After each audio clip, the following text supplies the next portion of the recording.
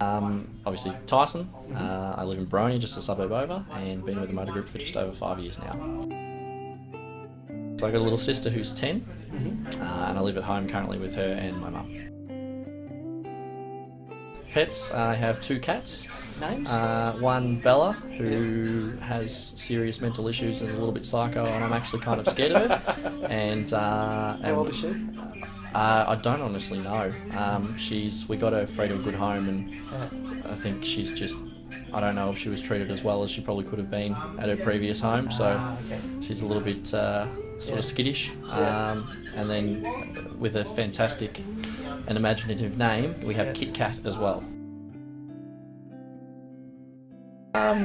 Well, I have an interest. I like nice cars. I'm not the most mechanically minded sort of person, but know a little bit, and yeah, I do appreciate a nice car. Yeah, what at the moment, or is it you just whatever you're given? Driving a 370Z. 370Z? Yeah. Okay, so you're a little bit passionate about a little bit, yeah. About looking good. Yeah, yeah, Is of there course. age in that? When I was little, I tried tennis, I tried soccer, played a year of footy at Baronia, Craig's old club. But basketball just happened to be the one that stuck.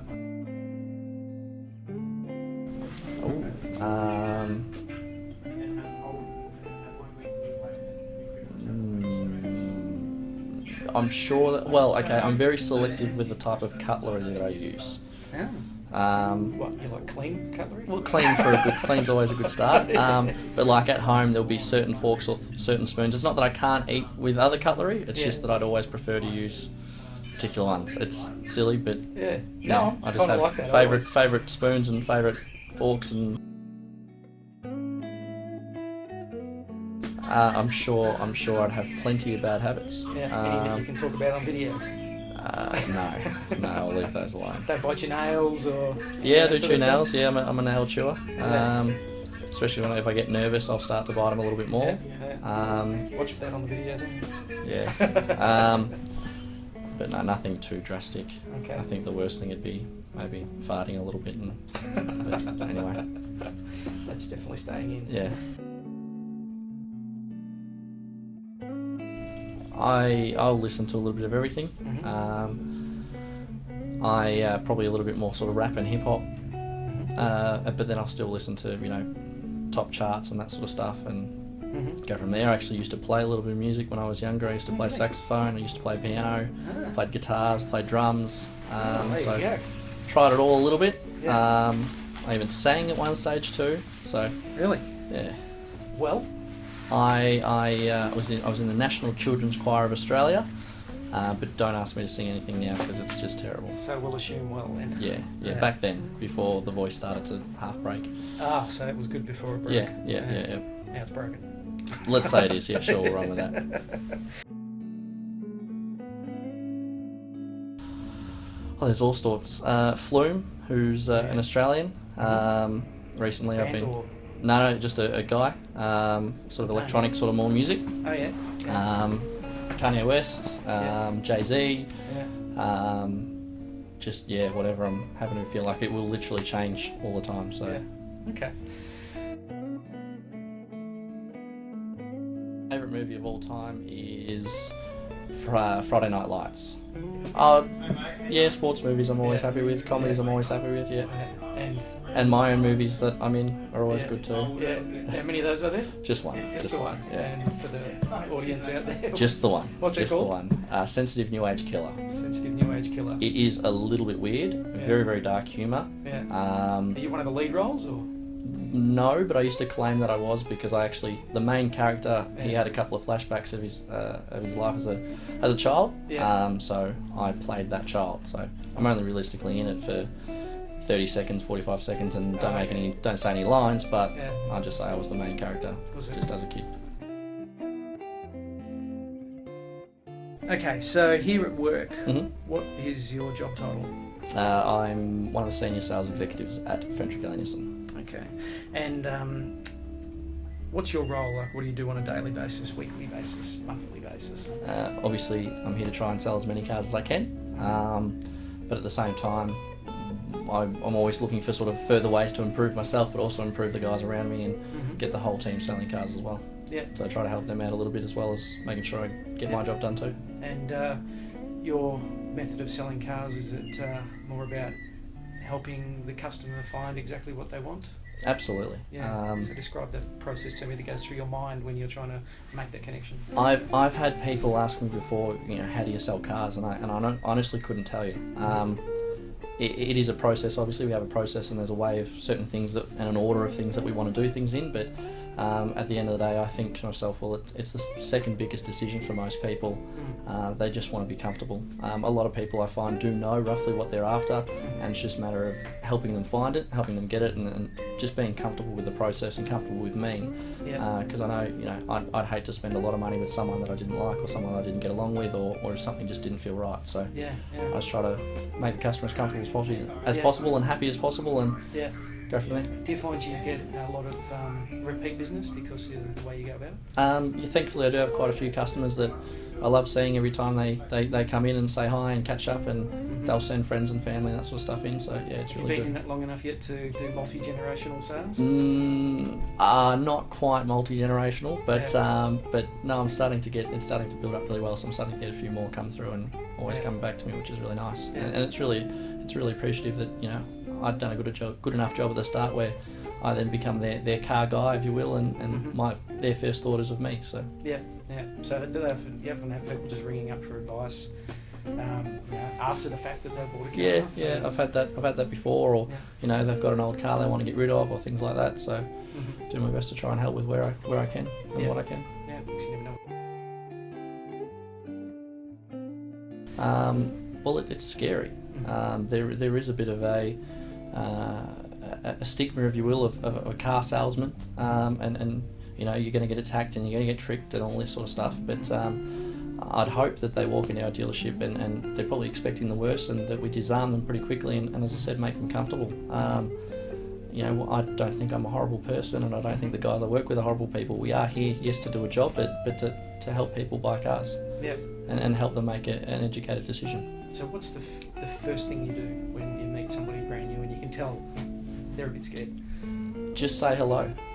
Offer assistance, but not push to give them assistance. I actually had a customer who picked up their Navara today, and they were quite thankful and said a couple of really nice things as they were leaving, and it was because when they came in last Saturday, you could just tell they were a little bit nervous and wanting to look around it, and we said, look, can we answer any questions? They said, no thank you, we just want to have a look for the moment, not a problem, and just made sure they knew I was available if they had questions to ask, but wasn't trying to push myself onto them to forcefully help them. I've got to be guided by the customer and what they want to do at the end of the day. Yeah, excellent.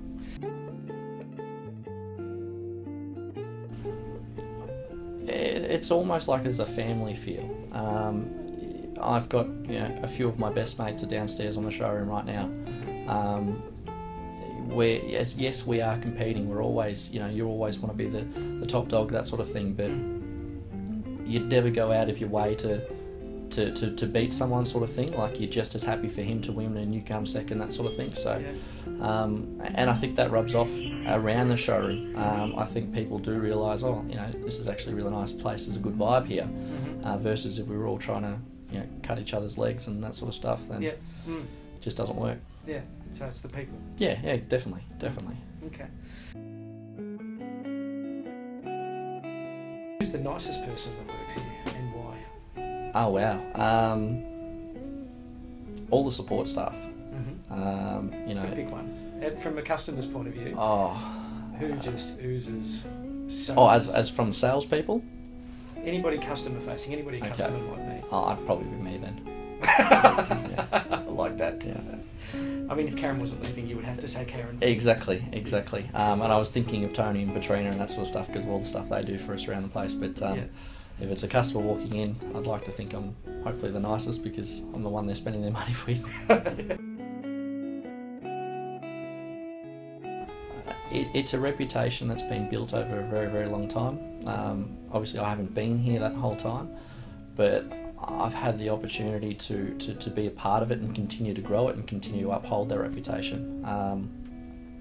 The amount of customers that we do have who come in who say, I bought a car here 10, 15 years ago, the amount of customers that have bought their car elsewhere but service it with us, and then because service has done a great job, they've bought it here again. The awards we win.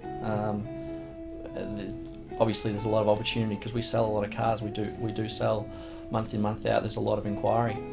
So I feel pretty lucky to have the opportunity to be here, because I know, well, I don't know from personal experience, but other dealers, it's just not the same.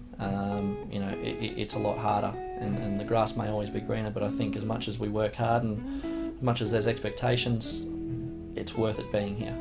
The difference is definitely the customer focus and the customer satisfaction, and that's something now that a lot of other dealers are trying to replicate, and we've been the leader for that long that we've now got the target on our back, but because it's something we've done for so long and processes we've followed for so long, it's very easy to still keep our nose in front of everyone else and keep doing the good job we do. It's almost like the DNA is built into the walls, isn't it? Yeah, pretty much. There's a pretty solid format already here, and it helps that there's a passion from upstairs. It's not just someone that owns the place and doesn't care. You never see him, that sort of thing. He's always here. He's always passionate, and you know that he's going to fight just as hard for his company than the bottom person in the group. He wants to get his hands dirty just as much. At the end of the day, we can't control the product. They are machines put together by machines, and there are things that happen. And the big thing that we always try to instill in the customer is it's about how we then take care of you from there. We'd love to say that, and I think we do a pretty good job of, if there's support needed, that we give it back to the customer, that we do help out customers. I've got we were talking about our previous owners before and who give referrals, that sort of stuff. When I first started here, we had a Great Wall dealership further down Burwood Highway, and I started off there and I sold him a Great Wall. And when we decided to not continue to have that franchise, he was really disappointed, because he was really happy with the support program and everything that Ferntree Gully Motor Group brought with it. And then getting him into a Navara, it wasn't the greatest time from a financial standpoint for him to be getting out of his car. And unfortunately, his Great Wall wasn't worth quite what we thought it might be as a trade-in when he bought it. But we did everything we could to get him into a Navara, and he ended up buying one and being very, very happy. And he ended up buying a second Navara and again being very, very happy. And he's now placed an order, forward order for a Holden next door for one of the last GTSs if possible. So, that's a customer that every time he comes in, I'm going to have a coffee with and say hello and have a chat and how his kid's doing and that sort of stuff. And it's not just myself. He's got relationships with others around the place like Chris Haravanis and that sort of thing in the service department. So it's just really rewarding that you can have customers like that. We on the very, very, very odd occasion, there's not enough of us to go around. But aside from that, no, I think we do anything and everything to make sure that, well, A, we protect our brand and who we are as Ferntree Gully Motor Group, but obviously B, that the customers are getting a good service, because at the end of the day, people travel from a lot of areas. We don't always just sell to our local customers. People definitely travel to continue to deal with us, and they do that for a reason. So we've got to make sure that we continue to do it and continue to help them.